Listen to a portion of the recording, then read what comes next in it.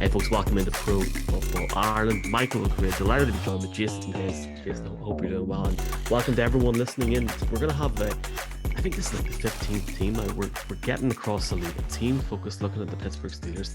But I think this is one of the really interesting ones because we've got a guy that's covered the team for a long time, and we're going to not just hear stuff from the present, and we're also going to hear some stuff for the past, which is going to hopefully a little bit of an Irish twang on it as well.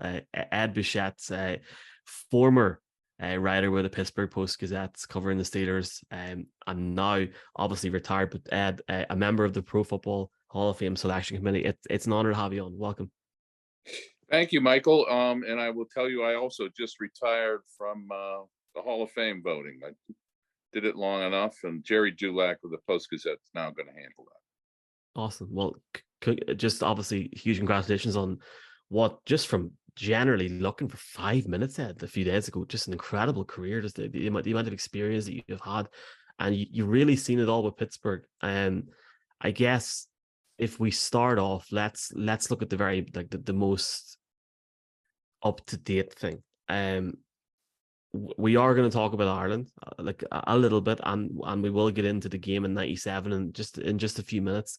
The Steelers obviously announced last month that they were going to market in Ireland, and they hope to, or they're going to explore the opportunity of having a game in Ireland, hopefully in the future. It's a real natural fit, and I would presume that there's a man called Dan looking down, smiling at the moment. Yeah, Dan was one of my favorite people. I still miss him. I really do. And, it was really fun and a privilege at the same time to travel with the Steelers over to Ireland for that game in '97 at Croke Park. It was a wonderful experience, and I know Dan was proud of the whole thing. Do you want to talk to us about that trip, Ed? How did you find Dublin, and was it a once in a lifetime type thing, or how did you find it? It was, Jason. Temple Bar, we spent a lot of time down in that area. Spent a lot of money too, I imagine. Yeah, spent a lot of the Post-Gazette's money, let's put it that way. And Dan Rooney had a trip for us out into the country to a pub where they had some Irish dancers, and that was a real treat. Just to get outside of Dublin, and a buddy of mine went down to the ocean at one point, and I forget the name of the area. We took a train down there from Dublin. It was not a long trip. Walked around a little bit down there, but those were the only couple times we got out of Dublin, because you have to remember we were there working too. We had to go to practice, write stories, and the good thing was everything was the deadline was real good because we were over there and had to get it done and had our stories in, and then could go do some stuff. But I loved it. I loved everything about it. My grandmother was from Ireland, and I didn't get to explore much of that, but it was good to at least visit her country once. Well, if you ever get a chance to come over again, you're more than welcome, and please send us an email, and we will certainly not just go to the Temple Bar, but we'll get that train to wherever that was. I'm going to guess Cork straight up, because Jason's a Cork man at the bottom here. It's funny, Ed, we were talking to just to stay in this '97 game for a few minutes. We were talking to Coach Cower, I think it was last year or the year before, maybe a year ago, and he was talking to us about the night before that game, where I think Dan's wife had seen, Pat or Patricia had seen the trophy, and he basically, it's a pre-season game. There's no pressure there, but they really wanted to win that trophy for his wife, and it's amazing because we really seen firsthand at the end of May. The Steelers were the first team to actually celebrate this new marketing strategy in person. All these different teams have not done that, and you could see firsthand just how much it meant to Dan Jr., but just the family as well, and going up and obviously getting the chat to Cordell as well. it was a very special time, and I can just imagine that that time for you was special, even just looking back on it and seeing this new stuff as well. Yeah, I'm a bit surprised, Michael. They haven't scheduled another game. What's that? We're 26 years now, right? I thought for sure. I mean, they go to London, and now they're going to Germany, and you would think they'd schedule one over there because it was so well received. I remember the Steelers were supposed to play the Patriots in 1990 over there, and that kind of fell through, and I'm not quite sure why. But I think if the Steelers were involved, it would be a hit, and I think they should actually put a regular season game over there. And I would bet the Steelers would give up one of their home games as well in order to do that. Yeah, hopefully we're not too far away from that happening. But the Steelers have had quite their fill of international games in their history. I might rattle off a few here, Ed. I'm not sure how many you've traveled to, but they've had preseason games, all of them. Yeah. So Barcelona, Tokyo, Mexico City, Montreal, Toronto. More recently, 10 years ago, they were in London for a regular season game as well. I just want to know. Made them all. Amazing. The longest trip, of course, was Tokyo. I think it was 16 or 18 hours direct flight on Japan Airlines. Wow. How did you find Tokyo, by the way? Very hot. I was surprised at how hot it was. Of course, the game was in August, but very hot, very crowded. It wasn't as enjoyable because we didn't stay there a full week. I forget how many days, 3 or 4 days. We stayed a full week in Ireland. We didn't stay long in London either when it was the regular season game. But the Barcelona and Ireland trips were my favorites. I like Barcelona, but I'd have to list Ireland as number one, and not just because I'm a guest today. Love it. But I'm kind of curious, just overall, those trips obviously occurred over decades. In general, how did players react, or how did they feel when they were going on these international trips? And do you think that's changed over time? I don't know, because they haven't been on one lately, Jason. I think they enjoyed them all. Mexico was a little different. We were told not to go to certain places in Mexico City, so were the players. So I think that was, more contained. But the other places, everybody just, I do believe the players enjoyed it. I could tell you the news media did. We enjoyed those trips. Even the one to Montreal that was supposed to be in Ireland. And do you think they can be, sorry, Michael, No, you're fine. Can they be beneficial in terms of building camaraderie amongst the players and, just building overall team bonding? Well, I will tell you, the Steelers believe that. Now, we're talking about the 90s mostly. Those games were played, except for London. And, there's different, we're in a different era now. We're in another generation, really. So I don't know how the current players would react. Some of those years, let's see, they went to Barcelona in 93. They went to Mexico in 90, Japan in 96. Actually, they went to Montreal in 90. They must have gone to Mexico in like 91 or so. I remember Peyton Manning was a quarterback, though. You've witnessed an awful lot in your career in terms of covering the Steelers, and you don't have to answer this question if you don't want to. But what was the best team you covered, or the team that you had the most fun covering for the Steelers? Oh boy,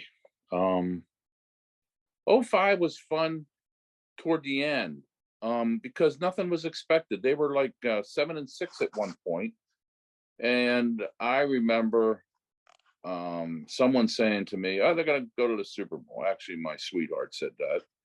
Now my lovely girl, she said, "They're going to the Super Bowl." I go, "Get the heck out." I said, no, she said they're going to win. I said they would have to win 8 games in a row to win the Super Bowl. They were 7-6. Darn if they didn't do it. And with Jerome Bettis, going to Detroit, his hometown and everything. And that Detroit Super Bowl with all the fans coming from Pittsburgh, there had to be 75% of the fans there had to be Steeler fans because they could drive. It was close enough to drive. That was an enjoyable time. I will tell you that. But there were a lot of teams that were fun. I actually enjoyed. You can find this crazy. I enjoyed covering the '87 players' strike. There were a lot of stories with some of these crazy guys who played on those replacement teams, and then with some of the veterans crossing the picket line, and they went out of town down to Johnstown, which is another old steel city here, about an hour and a half from Pittsburgh, to train that new replacement team. It was that was fun. That was fun too. So without rambling, you'd have to pick a lot of those Super Bowl teams naturally. And the year is always colored by the end. So that, that win against the Cardinals in 08 season, 09 year was also pretty good because of the way it ended. As a Cardinals fan, I feared that would come up today, so I'm just going to quickly move on. But remarkably, throughout all those years and all that success that the Steelers have had, and you've covered the team for quite a while, but remarkably, there's been only 3 head coaches, Chuck Noll, Bill Cowher, and of course now Mike Tomlin. What is it about the organization that's allowed them to enjoy such long-term sustained success? Have they just got lucky 3 times in a row, or does it go beyond the head coach? I think it does go beyond the head coach to a point, but you have to give those guys a lot of credit too. And I covered all 3 of them.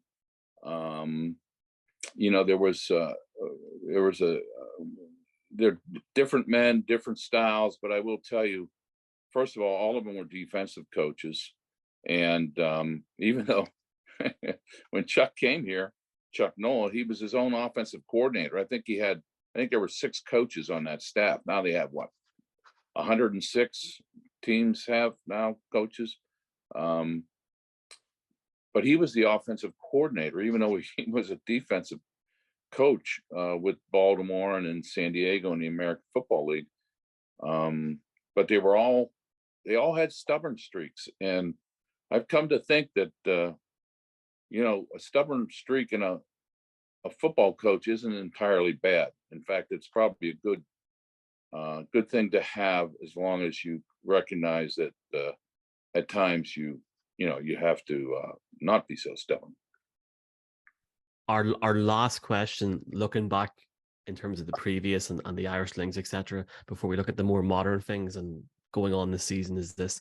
You probably already gave the answer, Ed, but my question was going to be, what was the best Super Bowl you covered? Was it Detroit, like that just legendary moment? My best moment, Michael? Sorry, in terms of like the best Super Bowl that you've covered just in your career with the Steelers. Oh man, I'll tell you what, Michael, they were all good. Even the loss to Dallas, because the Steelers hadn't been to a Super Bowl in so long. They went from the 79 season to the 95 season. And to get back to one like that was pretty exciting. That was an exciting week. I actually covered their 4th Super Bowl, their win over the Rams in the Rose Bowl, but I wasn't a beat guy then. I was at a suburban paper and I was only out there for a few days.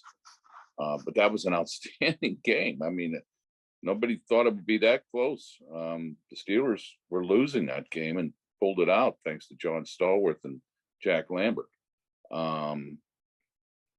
The one in Tampa when they beat the Cardinals was a lot of fun as well. And by then I had a few Super Bowls under my belt, so I really knew how to, approach things. And when I say a few Super Bowls, I had more than a few, but I had a few with the Steelers. I had 1, 2, 3, 4. So that was a fun time for me. And actually, the one against Green Bay, that was terrible. Dallas was hit with an ice storm, and it was just it wasn't a very good week leading up to that. And then, of course, it started out poorly for the Steelers, and it ended that way. Moving to the current roster now, Ed, it's tough. Remember, Tough. Jason, I'm retired. Well, I'm sure you'll have some insight regardless. Like tough times are hard to come by in the Steelers' history. You might call what they're going through now a semi-tough time in that they haven't won a playoff game in 6 years. It's actually the longest span without a playoff win since the Immaculate Reception got them their first playoff win back in '72. Yeah, go on.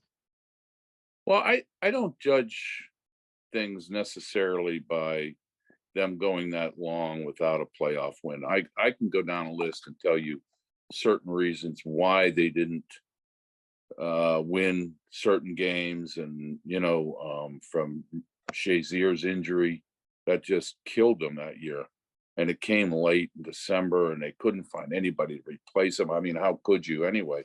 But the people they were using just weren't very good, and I think if he had been in there, that Jacksonville game would have been a little different. I don't think Jacksonville would have scored that many points. Nevertheless, they've had success, and the NFL people here don't understand it.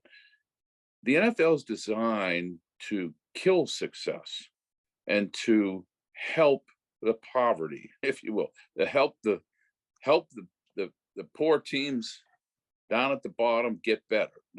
Everything's designed for that, from the draft. And if you have a great quarterback, then it takes away your salary cap after he gets his second contract to use somewhere else, because he's getting all the money.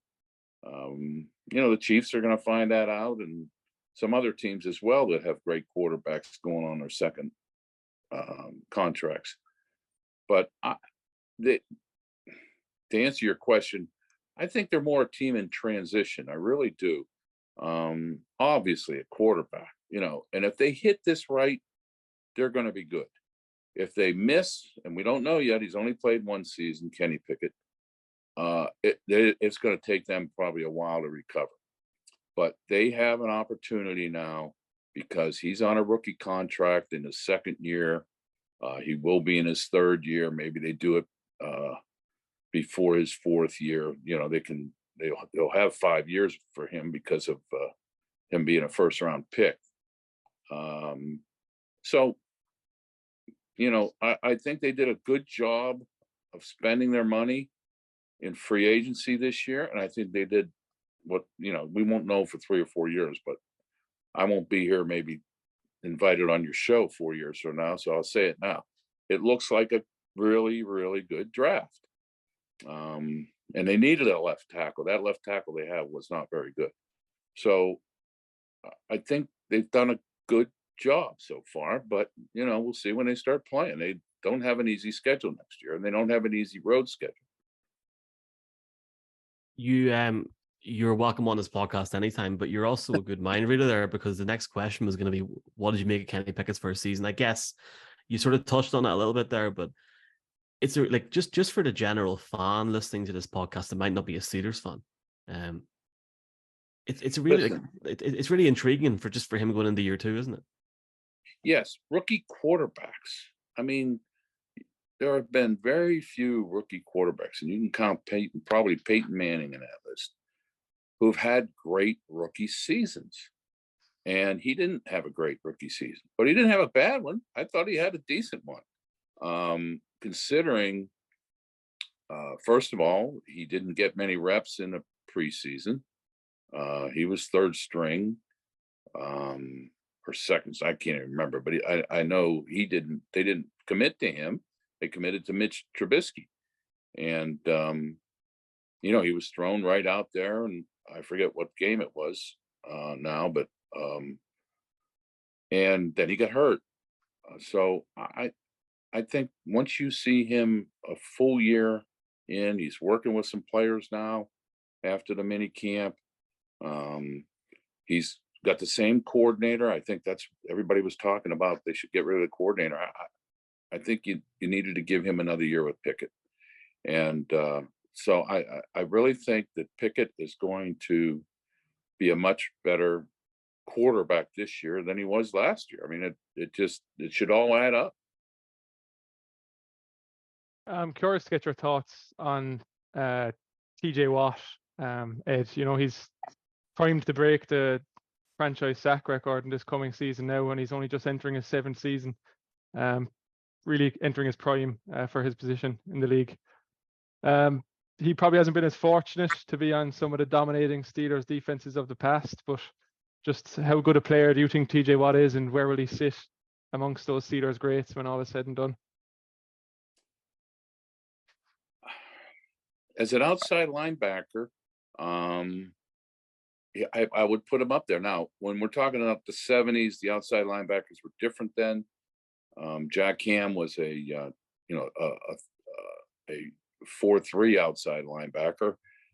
He wasn't asked to rush the quarterback the way the 3-4 outside linebackers are. But I would put him right up there with some of the. I mean, I'm trying to remember. Was there an outside linebacker in Steelers history who was named NFL Defensive Player of the Year? I don't think so, unless I'm missing somebody. Greg Lloyd was very good. He got hurt. Mike Merriweather had a year or two, and then he held out and they traded him. You can get down a list. Kevin Green, exceptional, and he's in the Hall of Fame, but he was only here 3 years. So I think you'd have to put him way up there as far as a 3-4 outside linebacker, a guy who's asked to rush the quarterback. What concerns me a little bit is his history of injuries. And I don't know if that's going to continue. Some guys make it through their career without getting hurt much, and some guys it just, for whatever reason, physiology, I don't know what, but the way they play the game, he doesn't hold anything back. But that would be my only concern, is what's the longevity going to be here? Penultimate question, Ed. We're looking at the Steelers at the moment, and there's been a few elements looked at there. That's all fine and well. That's the hell of a division that they're in, and a lot of people are focusing too much on the East this year in terms of Aaron Rodgers coming in. We're not. I feel like we're not talking about the North enough. Like, that is one hell of a division. I guess the question for me would be, for you, how do you see the Steelers faring in the North in 2023? Well, you'd have to pick them. I know people are picking them 4th. I'd pick them 3rd. I don't think much of Cleveland. I think that whole quarterback thing is going to fall apart there in Cleveland. I don't know. I mean, one of these days, I guess they're going to turn the corner, but Cincinnati is very good. Baltimore I think is also a question in my mind as to, I think they were better a couple of years ago. And the quarterback there also has a history of injuries. And, they came in and beat the Steelers with the number 3 guy last year. But I don't see them doing much if he misses many games. We'll finish up here, and this one, Ed, and really appreciate your time again. The storyline the past few seasons for the Steelers has been that they don't have a losing season, and they somehow keep getting back to 500 or above towards the end. What does it say about Mike Tomlin, the coach, to not have had a losing season on his resume, and his ability to get the most out of perhaps a weaker team on some years? I'm surprised, Jason. A lot of people here use that as a negative, like, oh, he hasn't had a losing season. Well, that's pretty good, I think.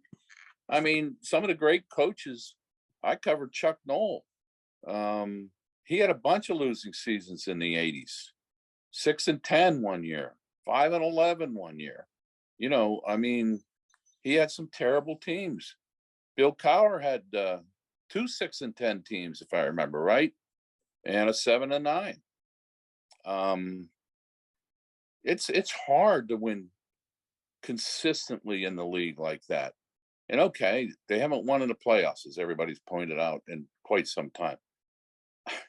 There's a bunch of teams that haven't done anything lately or for a long time. And that's the way it is with the NFL. And you had one team dominate for so long, the New England Patriots, that not too many other teams won Super Bowls during that time. Not multiple Super Bowls anyway, because of the Patriots. I look, their job is to win, and winning breeds winning. If you start losing and you get into that losing mode, losing breeds losing. So I think having that kind of record always gives you hope for the future, because you expect to win. Maybe it doesn't happen. People here aren't going to be satisfied till they win another Super Bowl. They've been spoiled. They have 6 of them. And how many tries? 8 tries. But I think it's always been a competitive team, and that's what you want when you're a fan. Look, people are down on the Pirates for years. They haven't done anything, and it's terrible. The Pittsburgh Pirates baseball team. They're fortunate they have the Steelers and Pittsburgh Penguins, a hockey team here as well, to be always competitive. Well, just to finish up, 25th of May was the date in Crew Park when the Steelers came over and had the chance to meet, I don't know, probably upwards of 20 or 30 people that were either at the game in '97 or have been fans their whole life. And the amount of people that we've maybe spoke to or interacted with in the last month has shocked me in a positive way, just in terms of how many fans there are here. And I know that they'll be listening to this and they will have really appreciated the time that you've given to us, and just some of the stories you told us there. It's been it's definitely been great fun, and I know both myself, Jason, and just the whole team here really appreciate your time. And hopefully, if we get a chance to come over to a game, we will certainly repay you with a pint of Guinness or 4. I'll leave you with this. My first visit, my only visit to Ireland, our first day there, we throw our luggage in our hotel. We run to the bar to get a Guinness. The guy pours the Guinness and he puts it up on the drip tray, and the 2 of us go and reach for it. He goes, no, and he said, not yet. And he must have been laughing at us. So he poured it, a couple more times, and then he put the little thing on top, the imprint on the top. If I came away with nothing else from Ireland, I learned how to drink a Guinness. Love it. I love it. Ed, Gurmia Margaret, thank you so much. Chat to you soon. Thank you. Thanks, Michael. Thanks, Jason.